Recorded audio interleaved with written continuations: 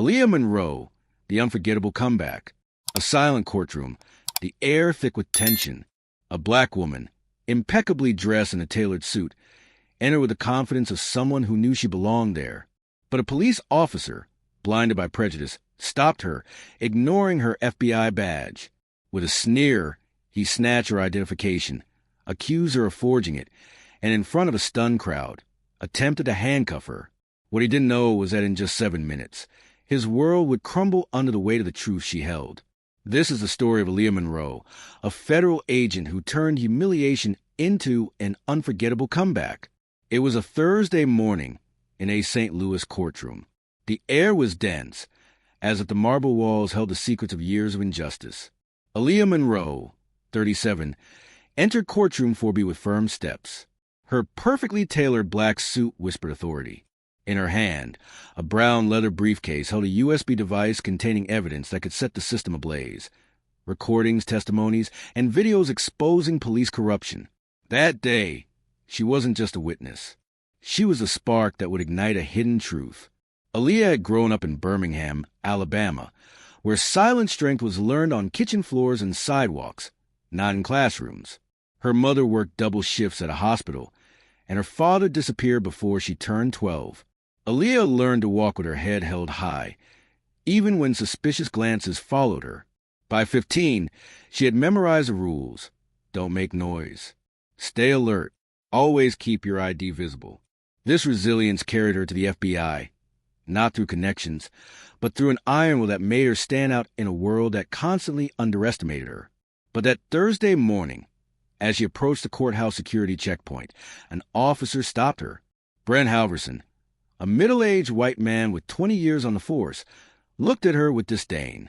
Her FBI badge, presented clearly, was ignored. "That's fake," Halverson growled, blocking her path. "You don't belong here." Without listening, without verifying her identity, he grabbed her arm, twisting it behind her back. The sound of the cuffs snapping shut echoed in the courtroom, silencing the crowd. The judge, the lawyers, the reporters, everyone watched. No one intervened.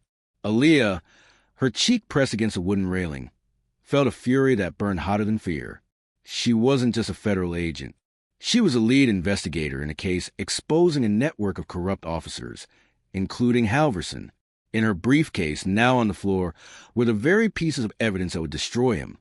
Recordings of him ordering falsified reports, intimidating witnesses, and attacking minorities. But he didn't know that.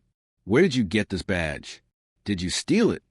Halverson mocked, holding her ID as though it were a joke. A couple of officers laughed, but the crowd didn't. The air grew thick, as if a storm was about to break. On her knees, Aaliyah whispered, "You just made the biggest mistake of your life." He laughed, tightening the cuffs, thinking he'd silence her. He couldn't have been more wrong. In a detention room, Aaliyah sat, the red marks of the cuffs still visible on her wrists. A young officer offered her water, murmuring an apology. She didn't respond. She didn't need compassion. She needed clarity. What had just happened wasn't a misunderstanding. It was a revelation of how little the system had changed. Even with a badge, a title, and the truth in her hands, she was still reduced to a stereotype in seconds. Outside, the courthouse buzzed. Reporters captured snippets of the incident on video. Photos circulated online. The judge paused the session, but everyone knew why. The woman who was supposed to testify had been humiliated in front of the very man she came to expose. Camola, August 20th, 2025, 6:55. But Aaliyah returned to court. Her testimony was still scheduled. The atmosphere had changed. Eyes followed her. Phones recorded in silence. And even the court reporter hesitated over the keys. When Aaliyah took the stand, her voice cut through the silence like a blade. "For the past 7 months, I have led an undercover investigation into coordinated misconduct in the St. Louis Police Department," she began, pulling out a USB device and pointing to projector screen. The evidence included recordings, falsified reports, and altered body camera footage showing a pattern of racial profiling and procedural violations. The courtroom froze. Aaliyah played a recording. The unmistakable voice of Halverson ordering another officer to fabricate charges against a young black man arrested without cause. The young man's mother, sitting in the audience, silently wept. Aaliyah continued, relentless. I have 12 more recordings, all linked to detentions of black citizens under 30, all dismissed for lack of evidence. The pattern is clear, the intent undeniable. Halverson, sweating, frantically whispered to his lawyer. His arrogance faded with every word Aaliyah spoke. When the prosecutor asked if she could identify the officer who had intimidated her 3 weeks earlier, she answered without hesitation. Officer Brent Halverson. The judge, his face tense, confirmed, the same officer involved in the morning's incident. Aaliyah nodded. Yes, Your Honor. That's why I request that the rest of my testimony be protected under federal privilege. I believe my safety is at risk. The judge agreed, and the atmosphere in the courtroom shifted. Halverson was no longer a figure of authority. He was a name on a file, a voice on a tape, a badge turned into a weapon. The next day, Aaliyah returned to the courtroom in the same suit, with the same briefcase, but with a different energy. The reporters had tripled. Cameras flooded the scene, and the entire city was watching. Halverson entered, disheveled, chewing gum to hide his nerves. His confidence had evaporated. Aaliyah, however, was ready to close the circle. The judge announced a federal motion to declassify new files. Aaliyah took the floor. I filed an emergency motion this morning, authorized by my FBI supervisor. It includes a declassification of new evidence and a request for immediate disciplinary action against Officer Brent Halverson. She pulled out a second USB device marked with red tape. It contained 26 minutes of audio from a confidential source who worked under Halverson's orders, detailing instructions to manipulate reports, pressure subordinate officers, and silence citizens. Halverson screamed, "This is a lie. It's a setup." But Aaliyah didn't flinch. Would you like to explain what you meant when you said, "I'm untouchable. I have the whole system in my pocket"? She asked. That's your voice on the tape, isn't it, officer? The judge allowed her to continue. Aaliyah played a video. Halverson in a dark parking lot, handing over a file with altered statements, his frozen face on the screen, a silent condemnation.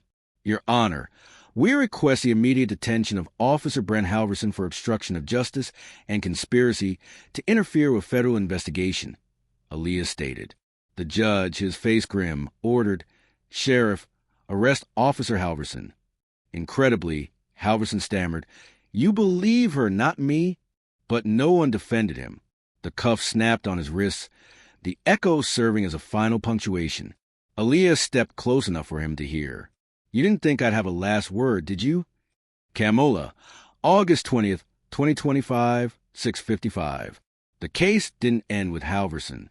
Aaliyah, alongside her attorney, Natalie, and a remorseful officer, Daniel Ruiz, uncovered a corruption ring that stretched beyond St. Louis. They reopened a 5-year-old case involving a young officer who had tried to expose abuse and was found dead, officially a suicide, but with inconsistencies pointing to murder. That case led to the investigation, and Monroe, a federal force, exposed systemic patterns of abuse nationwide. Ruiz testified publicly, inspiring reforms and whistleblower protections. Natalie became an unstoppable force in court. Halverson was convicted on multiple charges. His fall became a symbol that no one is above the law.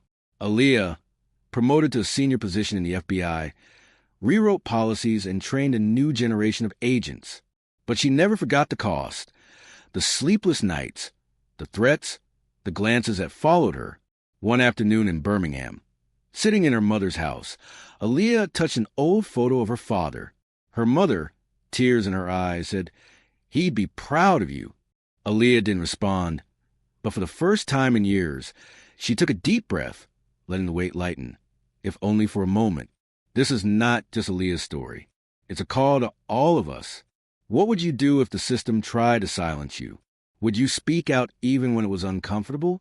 Would you listen to those who finally find the courage to break their silence? Justice doesn't come with applause or trophies. It comes with scars, sleepless nights, and the simple, radical act of doing what's right over and over again. Aaliyah showed us that one voice can change everything.